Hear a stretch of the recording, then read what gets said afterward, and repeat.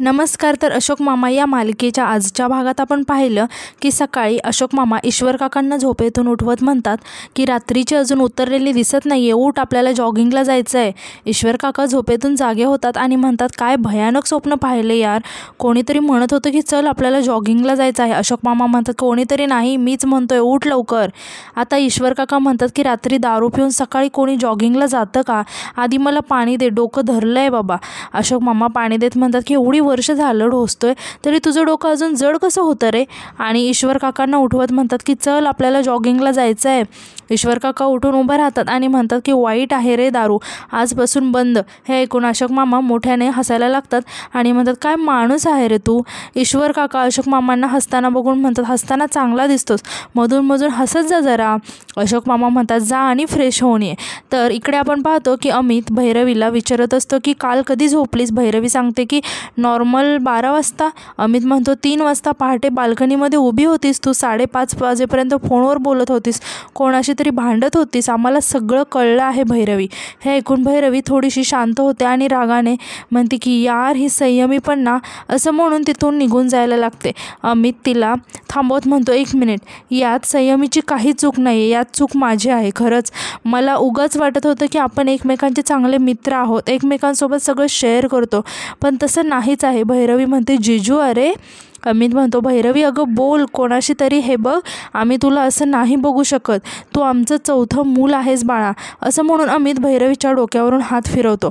भैरवी खूप इमोशनल होते आणि रडायला लागते आणि रडत म्हणते, निघून गेला तो जिजू, 3 वर्षे सोबत होतो रे, आता ॲब्रॉडमध्ये लग्न करायचं म्हणत होतो, सगळं ठरलं होतं, फ्युचर प्लॅन्स होते. अचानक एक दिवस उठून आला आणि म्हणाला की मला हे रिलेशन संपवायचं आहे. का विचारल्यावर त्याच्याकडे नीट असं उत्तर पण नव्हतं. असं म्हणून ती खूप रडायला लागते. तर इकडे अशोक मामा आणि ईश्वर काका जॉगिंगला खाली आलेले असतात. अशोक मामा ईश्वर काकांना जॉगिंगचे महत्त्व समजून सांगत असतात. आता तितक्यात अशोक मामाचं लक्ष एका गाडीकडे जातं आणि यांची थोडीशी पिवळ्या रेषेच्या बाहेर असते. आता ते त्या गाडीकडे बघून म्हणतात की ही गाडी इथे कोणी लावली, पिवळी रेषसुद्धा मारली आहे, पार्किंग समजत नाही का यांना, दिसत नाही का यांना ही रेष. ईश्वर काका म्हणतात, जाऊ दे रे, किंचितशी बाहेर आहे. अशोक मामा म्हणतात, अशी किंचितशी बाहेर आली ना, एक दिवस पूर्ण बाहेर येते. खून हा कधी किंचित असतो का? खून हा खून असतो. जरा रामायण आठव, सीता लक्ष्मण रेषेच्या किंचित बाहेर गेली आणि काय झालं. असं म्हणून ते खिशामधून एक डायरी काढतात आणि त्यामध्ये लिहितात, गाडी पार्क करता येत नसेल तर चालवणं बंद करा. असं म्हणून ते त्यात डायरीचा कागद फाडून त्या गाडीला चिटकवायला लागतात. ईश्वर काका घाबरून म्हणतात, अरे हे काय करतोय, प्रभूबाईंची गाडी आहे ती. अशोक मामा म्हणतात, मग काय झालं, आडनाव प्रभू आहे म्हणून का त्या देव नाही झाल्या. ईश्वर काका म्हणतात, तरी पण कशाला त्यांच्या वाकड्यात जातो, आधीच तुझा आणि त्यांचा 36चा आकडा आहे. अशोक मामा म्हणतात, प्रत्येक गोष्टीची एक जागा ठरलेली असते, ती पाळलीच पाहिजे, नियम म्हणजे नियम. असं म्हणून तो कागद गाडीला चिटकवतात. आता तर इकडे अमित भैरवीला म्हणत असतो की आम्ही बोलू का त्याच्याशी. भैरवी म्हणते की नाही नको, काही गरज नाही त्याची, मी लगेच 8व्या दिवशी त्याला दुसऱ्या मुलीसोबत बघितलं आहे. अमित विचारतो की आईबाबांना सांगितलं आहेस का. भैरवी रडत म्हणते की काय सांगू, असंही त्यांना हे लग्न मान्यच नव्हतं, माझ्यासोबत असं का होतं. असं म्हणून ती खूप रडायला लागते. तेव्हा तिथे पल्लवी येते. भैरवी पल्लवीला मिठी मारून खूप रडायला लागते. तर इकडे अशोक मामा पेपरच्या व्यवस्थित घड्या करून ठेवत असतात. तेव्हा कोणीतरी दरवाजा वाजवतं. अशोक मामा दरवाजा उघडतात तर फुलराणी आलेली असते. फुलराणी आतमध्ये येते. अशोक मामा तिला म्हणतात की माझं घर म्हणजे काय धर्मशाळा वाटली का तुला, केव्हाही यायचं आणि केव्हाही जायचं. फुलराणी वैतागून पेपरकडे बघत म्हणते की अख्ख्या मुंबईमध्ये रद्दीच्या पेपरला इस्त्री करून घड्या घालून ठेवणारा एकमेव माणूस आहात तुम्ही. अशोक मामा म्हणतात, तुला काय करायचं आहे, तू माझ्या घरात घुसखोरी करतेस ते. फुलराणी आता काय उंबराच्या बाहेरून चपात्या लाटू का, असं म्हणत किचनमध्ये जाते. आता अशोक मामा म्हणतात, जेवायला कारली सोडून दुसरं काहीही करा. फुलराणी म्हणते, हे बघा तुमच्या सुनबाईने सांगितलं आहे म्हणून मी परत आली आहे, उगीच जास्त शोधताला शहाणं समजायचं नाही. असं म्हणून ती तिथून निघून जाते. अशोक मामा त्यांच्या बायकोच्या फोटोकडे बघत म्हणतात की बाई आहे का, कोण आहे ही, तू काय नजर कायदेमध्ये ठेवलं आहेस का गं मला. नंतर आपण पाहतो की प्रभूबाई उर्मिला काकूसोबत बोलत असतात. त्या खूप चिडलेल्या असतात. त्या अशोक मामाने चिटकवलेला कागद दाखवत म्हणतात की माझ्या नवीन करकरीत गाडीवर हा कागद चिटकवला आहे. तेव्हा ईश्वर काका तिथे येतात आणि म्हणतात, कागद नाही, हा बारका चिटोरा आहे. प्रभूबाई म्हणतात, आता तर मी गप्प बसणार नाही, या सोसायटीच्या मीटिंगमध्ये त्यांना आज येऊ देत, बघा कशी जिरवते मी त्या अशोक माजगावकरची. ईश्वर काका म्हणतात की मुळात अशोक आज मीटिंगला येणारच नाही. आज नवीन सेक्रेटरी निवडायचा आहे ना सोसायटीवाल्यांना, तेही अशोकला वगळून. तर इकडे अशोक मामा फोनवर बोलत असतात पण त्यांना काही आवाज येत नसतो. फुलराणी म्हणते की वापरत जा कधीतरी, नुसताच पेपरवर वजन म्हणून ठेवलेला असतो. अशोक मामा म्हणतात उगाच फोनवर बडबड करायची सवय नाही आहे मला, बिनकामाचे फोन करत बसायचे.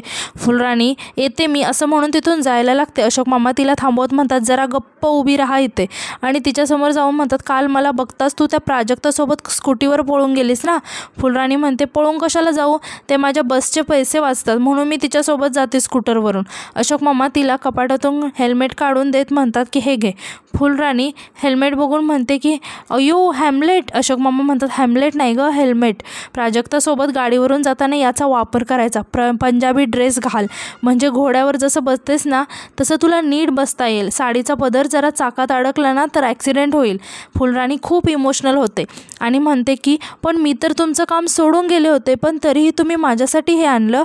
तुम्हाला माहिती होतं जणू मी परत येणार आहे ते. अशोक मामा म्हणतात नाही पण मला माहिती होतं की पल्लवी तुला फोन करणार. फुलराणी म्हणते की नाही, पल्लवी ताईने मला नव्हता फोन केला, मीच आले लुबऱ्यासारखे. अशोक मामा म्हणतात तेही मला माहिती आहे. आणि परत म्हणतात असं बघत काय राहिलीस, ती प्राजक्ता निघून जाईल हा, तुला बसने जावं लागेल मग, असं म्हणत ते खूप इमोशनल होतात आणि तिथून निघून जातात. फुलराणीसुद्धा खूप इमोशनल होते आणि तिच्या डोळ्यात पाणी येतं. तर इकडे संयमी भैरवीसोबत बोलत असते. ती म्हणते की माऊस सॉरी, म्हणजे मी हे सगळं आईबाबांना सांगितलं पण खरं तर मला काळजी वाटत होती म्हणून. भैरवी म्हणते इट्स ओके, मी सुद्धा सांगणारच होते त्यांना, पण ते सुद्धा काळजी करतात ना माझी म्हणून नाही सांगितलं. तेव्हा संयमीला सारखा कोणाचा तरी कॉल येत असतो पण संयमी तो फोन कट करते. आता भैरवी विचारते की काय झालं, कोणाचा फोन आहे. संयमी सांगते की विशाल आहे क्लासमधला, तो एक आहे साऊथ इंडियन सायन्स प्रोजेक्टमध्ये पार्टनर आहे. भैरवी विचारते की क्यूट आहे का. समा थोडीशी लाजत म्हणते की क्यूट आहे पण तसं काही नाही आहे. भैरवी तिची मस्करी करत म्हणते की म्हणजे तू एका हँडसम मुलासोबत सायन्स प्रोजेक्ट करणार आहेस. संयमी म्हणते की आता तू हे सगळं मम्मासमोर बोलू नकोस, तुला माहिती आहे ना माझी मम्मा.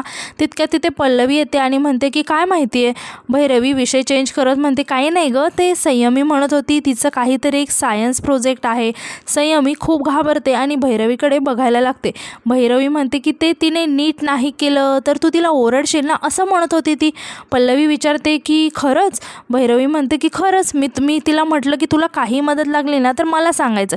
पल्लवी म्हणते की बरं चला खाऊन घे, काहीतरी तुझ्या आवडीचं केलं आहे, असं म्हणून ती तिथून निघून जाते. आता भैरवी संयमीला चिडवत तिथून निघून जाते. तर इकडे अशोक मामा जेवण करत असतात तेव्हा त्यांना कोणाचा तरी फोन येतो. त्यांना पल्लवीचा व्हिडिओ कॉल आलेला असतो. पल्लवीला बघून अशोक मामा खूप खुश होऊन हसत म्हणतात तू आहेस काय, मला वाटलं बँकेमधून फोन आहे. पल्लवी विचारते बँकेमधून का. अशोक मामा म्हणतात काही नाही गं, सारखं आपलं लोन घ्या, जरा कुठे दुपारी शांतपणे झोपेन म्हटलं तरी लोन घ्या, या वयात लोन घेऊन काय करू तेच कळत नाही मला. पल्लवी म्हणते सॉरी बाबा, तिकडे दुपारचे 1:30-2 वाजले असतील ना, तुम्ही जेवताय का, मी नंतर फोन करते. अशोक मामा म्हणतात नाही बोल ना, काय आहे, मी नंतर झोपणार आहे, या वयात दर काही तासांनी विश्रांती घ्यायची असं मला सांगितलं आहे, शिवाय रात्री झोप, असं म्हणून ते शांत होतात. पल्लवी विचारते की काय रात्री. अशोक मामा म्हणतात काही नाही बोल तू. पल्लवी म्हणते काही नाही बाबा, इरामुळे आमचं येणं कॅन्सल झालं आणि त्यात आता ही भैरवी एवढे दिवस इथेच होती, आता म्हणते लंडनला परत जाईन त्यामुळे येता आलं नाही. अशोक मामा म्हणतात ठीक आहे गं, हे बघ माझं काही तक्रार नाही, तू आवर्जून फोन करतेस तेच माझ्यासाठी खूप आहे. हल्ली कोण करतं एवढं, तुझा फोन नाही आला ना तर मला चुकल्यासारखं वाटतं. देवाने 2 टोणगे दिले आहेत, तुझ्यासारखी एखादी मुलगी दिली असती तर किती बरं झालं असतं. पल्लवी विचारते की दिली असते तर म्हणजे मी नाही आहे का तुमची मुलगी. अशोक मामा म्हणतात आहेस गं, पण 17-18 वर्षापूर्वी आलीस ना आमच्या आयुष्यात, जन्मापासून आली असतीस तर जास्त आवडलं असतं मला. आणि वेणूलासुद्धा त्याच्या बोलण्यातून सुद्धा नुसता आधार वाटतो, तो आपला माणूस असतो. आणि विचारतात की बरं तुम्ही कधी येता इकडे. पल्लवी म्हणते बाबा तेच सांगायचं होतं, युरू आता बरी झाली आहे पण संयमीच्या नेमक्या परीक्षा आल्या आहेत त्यामुळे इतक्यात आम्हाला येता येणार नाही. अशोक मामा म्हणतात मोठीची का, बरं ठीक आहे नंतर या, असं म्हणून ते खूप इमोशनल होतात आणि म्हणतात की काही नाही गं, भेटावंसं वाटतं, विनूच्या वाढदिवसाचं निमित्त होतं पण नव्हतं देवाच्या मनात. ठीक आहे, आणि मोठी किती वर्षाची झाली, 13 वर्षाची झाली नाही का, पण प्रत्यक्ष भेटच नाही अजून. केव्हा तरी बाळ असताना भेटलो होतो. अमितला 17 वेळा सांगितलं आहे यांना कधीतरी घेऊन ये. पल्लवी म्हणते मग बाबा तुम्ही यायचं ना. अशोक मामा खोटं हसत म्हणतात काय आहे, कामामुळे सवडच नाही मिळाली ना. ते खूप इमोशनल झालेले असतात आणि म्हणतात की आता एवढी वर्ष थांबलो ना, मग अजून थोडे दिवस थांबेल. पल्लवी म्हणते नाही बाबा, यावेळेस आम्ही लगेच येऊ. म्हणजे संयमीच्या परीक्षा झाल्या की लगेच. आणि सांगते बाबा मोठी आता 13 नाही 15 वर्षाची झाली आहे. अशोक मामा म्हणतात हो का. पोरं किती मोठी होतात ना पटापट. तितक्यात कोणीतरी डोरबेल वाजवतं. अशोक मामा पल्लवीना मी नंतर फोन करतो असं म्हणून फोन कट करतात. आता बाहेर लहान मुलं डोरबेल वाजवून पळून जातात.